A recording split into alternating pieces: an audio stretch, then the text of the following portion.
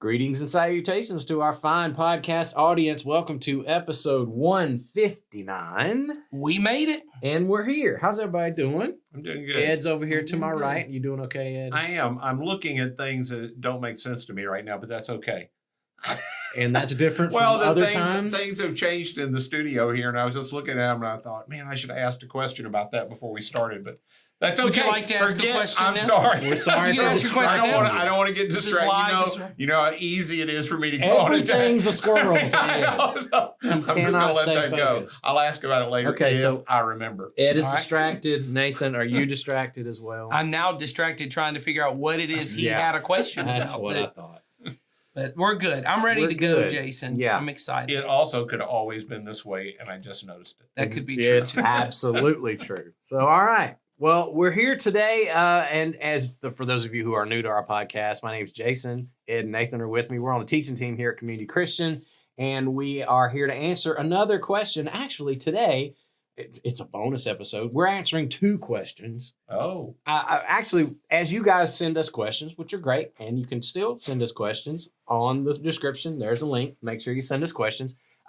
We got a bunch of questions in over the past few weeks, and as I'm compiling the questions, putting them together, I realized we got two questions came in separately, but they're really on the same topic. So I'm gonna Interesting. combine these two, so Do they're you on the think they minds. might be the same person? I don't think so. They Okay. got tired of waiting on it. I'm gonna treat it like they're the same. I think it's two different people that just happen to ask the same question. and and, and their name No names on these. is Trevor. It's the same Okay. person. Okay. I'm just gonna speak to I Trevor. had that Whatever it was- you want to do. I thought, okay, I'm not going to say what I thought. So I'm going to read both questions. A little lengthy, but just to give the full context to the questioners. All right. I'm going to read the questions. I'm going to really concentrate while Yeah, you're try reading. not to be distracted, Ed. You know, there is a light on right there. There's a Don't lot, stare into the a light. lot of stuff happening. Whatever. Okay. So here we go. First question says, I regularly listen to Christian music in my car, and I have for years. I truly enjoy it. But whenever I have someone in my car that isn't my family, I find that I turn it down or even off. I feel a certain stigma about being someone who listens to Christian music, which really makes me sad. I recognize that this is one way that I'm listening to the pressure of the crowd, as we've talked about in church. I am worried that this is considered denying Jesus. Do you think it is? I'm really working to overcome this deep-seated feeling, but I would love some advice from you. Question number 2 is along the same lines. They say, I'm feeling convicted by Luke 9:23-27, particularly the part about being embarrassed of God. And in context, this is a scripture where Jesus tells us to take up our cross, follow him. Mhm. What good is it to gain the whole world, lose your soul? And if anyone is ashamed of me, I will be ashamed of them. Right. Okay. Right. And so they say, I don't think of myself as embarrassed by Jesus at all. But then I think about times I don't speak up about my faith or I don't tell others about God. There's an underlying fear there, which may translate to embarrassment. Do you have advice for how to overcome this feeling and to be true to him? So two people in two scenarios feel as if they might be, Trevor. okay, feel as if they might be embarrassed or ashamed of their faith, and they want to talk on that topic for just a minute. So, we got anything to say to this, To Trevor? to Trevor? Yeah. Think Uh, about Trevor. Yeah, okay. I'm playing along with Nathan. Thank So, you. It's all right. not to be by myself in the corner. Yeah. All right. So, to the question, do you think that these people are truly denying Jesus, being embarrassed of Jesus? And if so, how do they overcome that? The second person doesn't give a scenario in which they feel. The first person says, I feel like when I turn down Turn off the Christian music Yeah. around people who aren't my family, Mhm. I'm afraid that means denying Christ. The second person, do they give a specific scenario? It just says, in I which? think about times that I don't speak up about my faith. And I Oh. don't tell others about my faith in God. Right. And they do admit there is an underlying fear there. Okay. Okay. So, and the question is that fear the same as what Jesus means When he says, don't be embarrassed. Well, that's what one of them is. yeah. Mhm. about, but by denying Both Christ? of them are afraid that they're somehow. The first person mentions, and I think it's from a sermon you gave at the beginning of our Mark series about giving into the pressure of the crowd. True. And they're afraid that they're giving into the pressure of the crowd Mhm. by turning down the music. And I would say, I think it depends on what your motivation is, because I could see there would be a loving motivation to not be blasting Christian music. If my friend is a non-believer and that's maybe even something they're not comfortable talking about, I could see saying, you know what, for the sake of this person, I don't have to blast Chris Tomlin when they sit down to whatever the. I had a snarky remark about Christian music. I might. I might reserve because I was going to say it's an off tangent thing. If you feel a stigma to Christian music, doesn't mean you're not a non-believer. I might also as a believer. I don't want to doubt the. Sorry, our producer just had a ringtone go. New producer. New producer did not mute his phone. That's right. They may not have even heard that. They may not have. Yeah. I heard it. I heard it as well. So I don't want to deny what they feel themselves, which is when they turn it down, they feel like they're doing it because they say it. Can you read That's it again? telling, though. I think you're onto something. That they feel like. I feel a certain stigma about being someone who listens to Christian music, and that makes me really sad. Yeah. Yeah. So I wouldn't want them to. I wouldn't want to relieve them of saying, well, if your friend doesn't like, God and Christianity, then it's a good thing to not do that. That's true. But this person says, I just feel like I'm trying to figure out, if you were sitting in front of me, Trevor, what I would say. And I think I would have to ask you more questions about. I think I would too. I would have to ask you more questions about. But is it a case where, when it comes to it, if my conscience is guilty, maybe that is a signal of something? It is. It could be, but I could have a sensitive conscience because somebody has told me, no matter where I am, I have to push God at somebody. That's a good point. That's the reason I brought it up, was to say, if the reason my conscience is pricked is because I think if I did play Christian music in the car with this person, that would be a good opportunity to talk about God, and I'm afraid to even have the conversation about God. I could see why my conscience is pricked, but I would maybe push a little on the original thought that in order to witness to someone, I need to wear Christian clothes and listen to Christian music, and that there may be ways in which doing those things might be a hindrance to witnessing to someone. Oh, yeah. In that sense, I don't think choosing not to listen to. But if the reason you're doing it is you are genuinely, I don't know, embarrassed. I don't know if that's, you said stigma, so I'll use your word. If you have a stigma as being recognized as a Christian, I do think that might be something you need to examine of, what is it that makes me have a stigma about being a Christian? And now that's not what you said, so I'm not trying to put those words in your mouth. I'm just saying, if the stigma is about, by listening to the music, I am now classified as a Christian, and I don't want that. I don't know. If there's a thing in you that says, I just don't even want to talk about it to anybody. So therefore I would like it to remain hidden. And that I get that, because I felt that in some certain circles of my life. I'm like, I really don't want to know. I really don't want to be known as a Christian there, because I don't want to talk about it right now. And that's not necessarily a good thing. Because I should always, there's scripture about, I should always be ready to give a defense, and should not, be ashamed to hold the name of Jesus. So there's that. I wouldn't want to see that.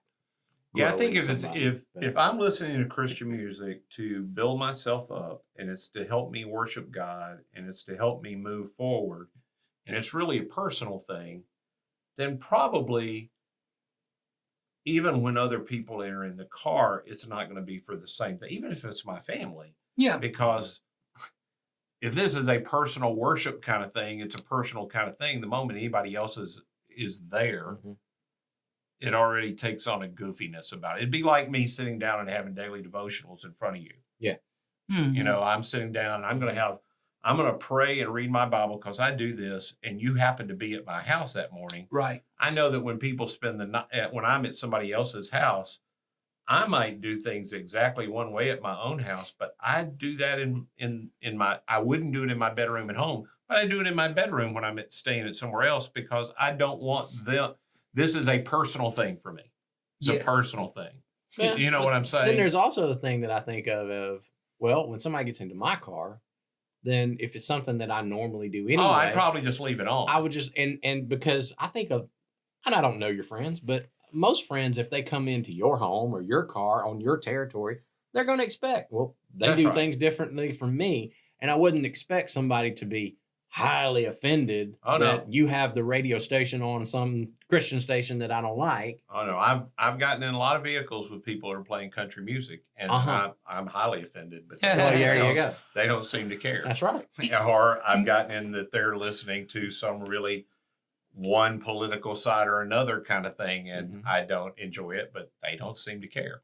It feels at this point that we're doing, as you've already said at the beginning, we're doing a lot of guesswork on what might be. To answer the question, we're having to do a lot of guesswork of what the situation might be. Maybe it's easier to answer the second question about what did Jesus mean by if you're ashamed of me, and then maybe we can help them say, if you're not doing it for that, then you're fine. If you are doing it for that, you should probably make a change. Yeah, I pulled out that scripture, and so I just wanted to try to read it, and it's all. I mean, that quotation is in the context of Peter has just said, "You're the Christ, the Son of the living God." Right. Jesus then says, "Hey, I'm about to go get killed. Mm-hmm. I'm going to suffer many things. I'm going to be rejected." He says that to the disciples, and then he turns to the crowd and says to them, "If any of you want to be my follower, you're going to have to take up your cross." So he just said to them, "I'm going to die. Yeah. Mm-hmm. And if you think you can follow me without dying and giving up your own way, you're wrong." Yeah. Mm-hmm. So that's what that passage means. So now I've got that in mind. Remind me of the question. The second question was, they Second feel like question. by not speaking up about their faith. Yeah, there are times that I don't speak up about my faith. I don't tell others about God. There's an underlying fear that I believe is translating into embarrassment. Do you have some advice to how to overcome that? I think my advice, and this may go to both people, would be one, examine my own motives of why I chose not to speak or why I chose to turn the music down. And my question for either one should be, was it to protect myself or to bring glory to God? If my reason for turning it down was, this is probably not the best way to get into this conversation about God, or I already know they would be more comfortable. Because I would say, I get your point about, I get into cars with people who are listening to political things and they don't care if it offends me, but I probably would choose to turn the thing down because I go, I know you and I don't agree politically. We're going to McDonald's together. We're not planning on getting into a political argument. In order to, as Philippians 2 would say, to consider your interest above my own, this is not the best way to have this conversation. So I'm going to turn that down for that sake. But if my reason for doing that is not, hey, I want to honor God and I want to honor this other person, but really it's, I want to protect my image to this person because I really care about what they think about me, that to me is a questionable motive. Or if it's, I feel like God has given me a good opportunity to speak about my faith, which is what the second person said. And I don't want to do it because I'm afraid of how that might be a confrontational conversation that might make me look bad. So It depends on where you're at in the relationship, Right. too. Because I know there are people that I had either just met or never met before, and I'd be very conscious of what I said and how I revealed my faith to that person, not knowing where they are and what God might be doing. God might be in this point just wanting me to love and to get to know this person so that I could bless them and maybe point them toward Jesus sometime down the road. But once we have a established relationship, they know me, they know who I am, then why would it be an embarrassment for me to then just let them see a little bit more of who I am? Yeah, I think, no, I was just thinking, trying to answer their question, how do I get over it? I think it's like with anything else, so I had two thoughts. One, I don't think this this statement of Jesus is somehow, and I know I can already think of people that are going to be upset with me for this answer. I don't think it cancels out grace. So that if you wind up in a place where you back away from what you should do, suddenly you're in grave danger of Jesus being embarrassed by you. Mm. I don't think your relationship with Jesus is that tenuous. Mm-hmm. You're talking about as far as like a salvation Well, issue. the way yes. I think that's the way people tend to read I it. think a lot of people read it that way. They read it as, if you're embarrassed by me, hey, just count on the fact that when you stand before the Father, I'm not going to speak up for you either. Because that one time you turn the radio down, Right. I'm embarrassed. Well, Yeah, and in I don't- particular because he's talking to Peter, who Peter. Well, now he's talking to the crowd. He's already finished with Peter, and it says to the crowd, he said, you're going to have to take up your cross. And then that part about, because if you're embarrassed by me going to the cross and suffering these things, that's all said to the crowd. I get that, but what I mean is, it is still within the presence of the disciples. is. If it applied to them, it would apply as Yeah, well yeah, I to the don't doubt it. disciples. I don't disagree. And we know Peter is going to be ashamed of Jesus, Right. deny him 3 times, and then Jesus reinstates him. Well, Sure. there isn't anyone. Well, I don't know everyone. So That's right. I don't want to Most people. Most people I know who are honest people will admit there have been opportunities that I should have done something that Mhm. God prompted me to do, and I chose not to do. Right. But then he prompts me again, which already means the relationship hasn't ended. Yes. The Holy Spirit is working to move me toward. So here's what I would say about every step of faith. Every step of faith is a step of faith, which Mm. means until you take it, it's terrifying Mhm. for most of us. For most of us, every step you take, whether it's, hey, I'm going to decide to be sexually pure before I followed Jesus, that wasn't a big deal to me. Or, hey, I'm going to tell people the truth about things that for a while I lied about. Mhm. And you wonder, what are they going to do? Are they going to be done with me? Is this going to ruin my life? But once I decide that Jesus is right, the moment you decide you're going to do it, until you do it, it's terrifying. Yes. Because it is a step of faith. But once you begin to do it, you find out that Jesus' will is good and pleasing and pleasant. But the only way to know that Mhm. is through experience, is what I would say. Yeah. So how do I get over it? You're going to have to take a shot. Yes. You're going to have to pray in those situations. God, help me this time. And when you fail, go, hey, I'm sorry. Help me this time. Mhm. And then you're just going to, if we use the Peter analogy, I'm going to have to put my leg over the side of the boat and decide whether I really want to walk on water or not. And just because you were led, and I was just thinking of trying to play devil's advocate, because I know a lot of people think in these terms of, well, what if I do take that risk, Ed, and my friend doesn't respond well and it goes bad, and they get upset or they do get offended by the fact that I speak up about my faith or whatever. I just feel that there are people that are so afraid. There are. And they'll interpret that as, well, I did something wrong. Yeah, you doing the right thing does not guarantee right results. Exactly. You may very well take the step of faith, and in the moment, it may not go as well as you want it to go. Yeah.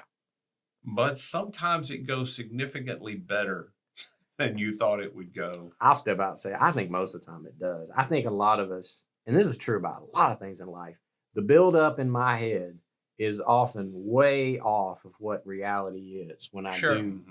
do the things that I'm afraid to do. Yeah. I For build good it up. or for worse. Either way. I build good things Oh, up to be yeah. better than they are, and then I'm disappointed that they weren't Yes. what I thought they'd be, Yes. or I make things out to be worse than I Mhm. thought they'd be. And People that, in my experience, it's just my experience. You might have a different experience. In my experience, the times when I have been so afraid that people who did not share my faith were going to react negatively to me as a person of faith, I have found that has been grossly overblown in my mind. Because almost every time when I have taken even the slightest risk and been more vocal or more out front, I have not been met with vast persecution Right. or anger Mhm. or Right. or I can't tell you, but maybe less than a handful of times when I have felt the least bit That's right. of I think opposition. I was thinking about this when we were having the conversation. I remember about 4 or 5 years ago. It was before my oldest daughters came into our home. So yeah, at least 4 years ago. I just started leading a group of people that were trying to get out in our community and trying to meet people for the sake of witnessing, to be able to build relationships where we could draw people towards Jesus. And my goal at the time was I was going to go on Saturdays to play basketball at my local gym to try and just to meet people and to get to know some people. And I'm terrible at basketball. And I had seen some pickup game kind of things that were going on, and I was already nervous about that. And I'm the kind of person that if I'm going to look bad doing something, I just don't want to do it.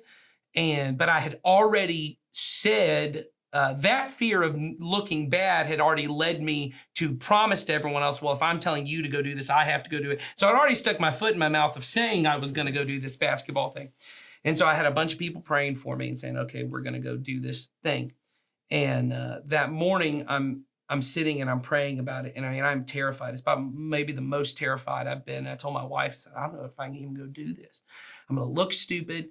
And I kept going through all the things. It's going to be a worse witness because I'm not even going to build a relationship because no one's going to want to be friends with a guy who can't play or do any of those things. And so it's one of the few times in my life I feel, I wouldn't say it was audible, but it was so clear. It was so clear to me. The words were in my head. I believe they were from God saying to me, if I told you to do it, it was not for your bad. If I told you to do it, it was for your good. And there was a sense of peace that came over me in that moment of knowing if God's leading me, it may be scary and it may not even go well. But what happens when I step out in this moment of obedience, what happens within me is for my good. And I'll be honest, when I went, no one spoke to me. I didn't play. I mean, there were a couple pickup games. I was not a part of any of those. It did not go for me that well. And I go back to the locker room afterwards. I'm still feeling very defeated, but I've been praying the whole time about it. And there's a guy there that speaks to me.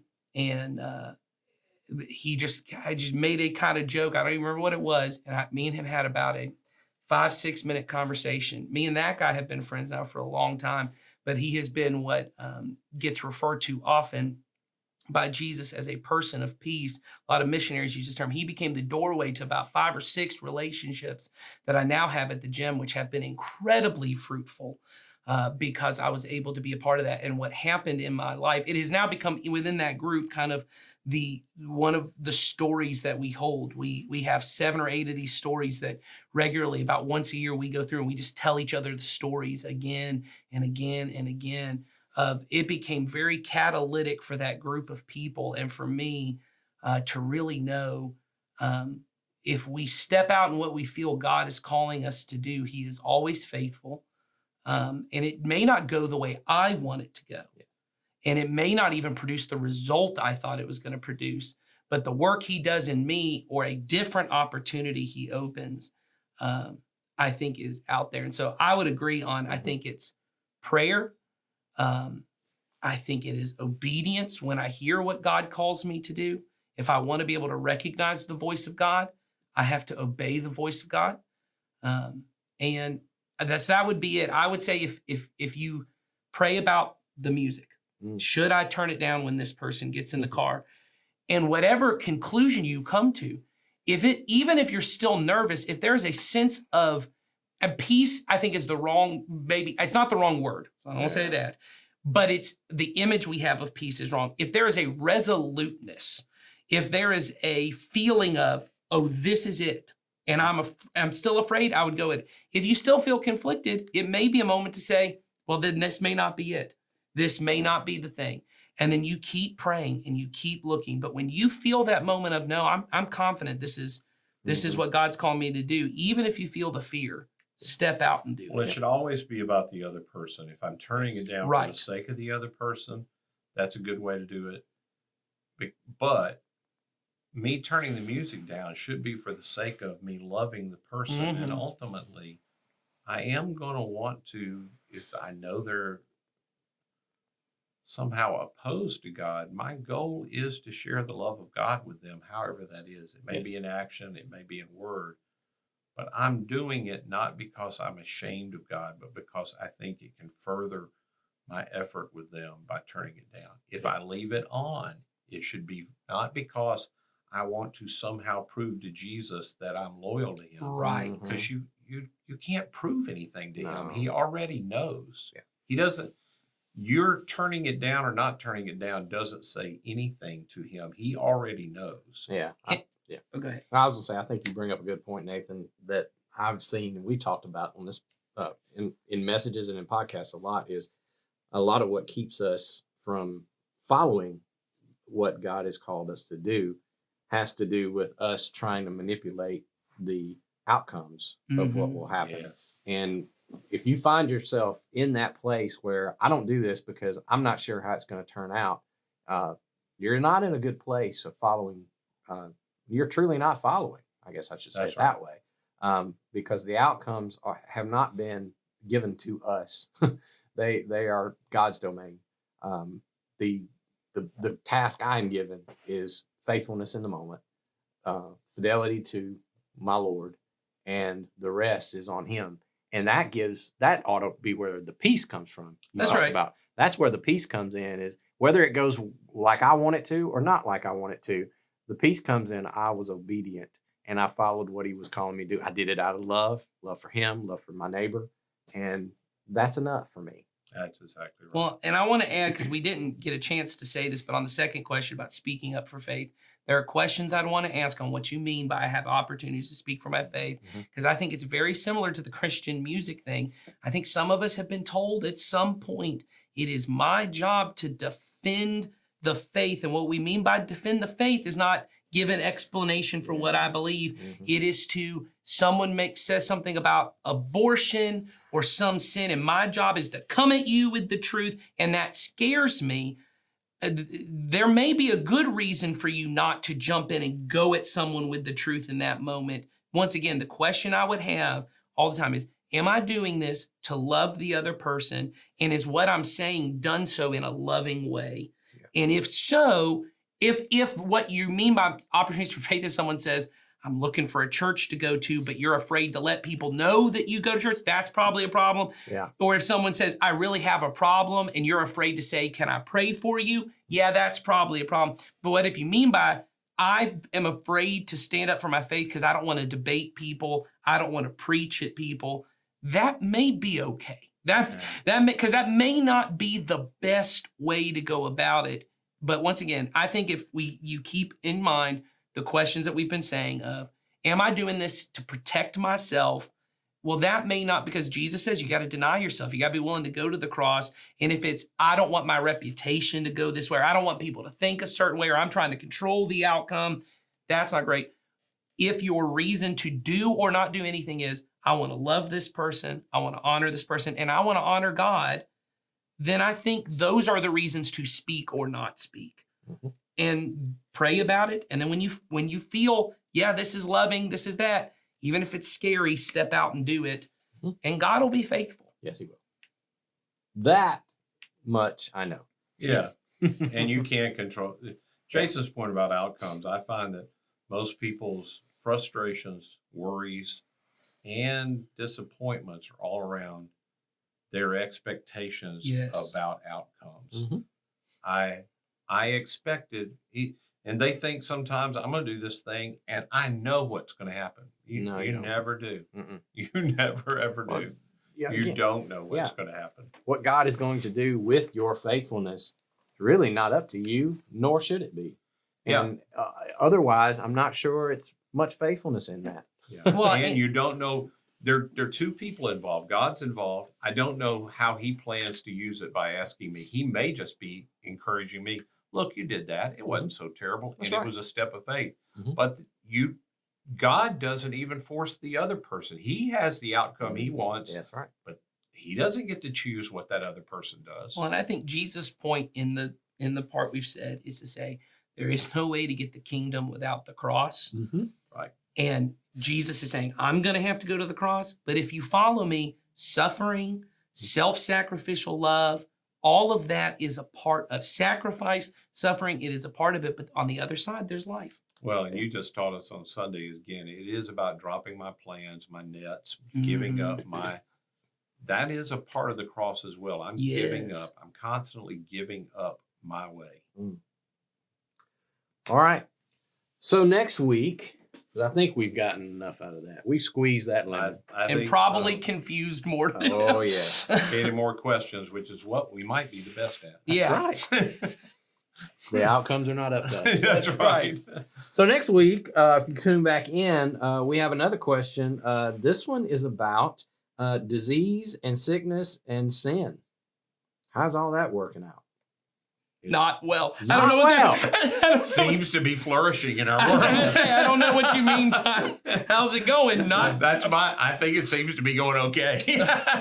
So come back next week and we'll talk for 30 minutes about that. Yeah. No, it's a more nuanced question. Okay. All well, right. then we will have Okay. a more nuanced There you answer. go. So that's the preview. So you guys have a great week and we'll see you back here next time.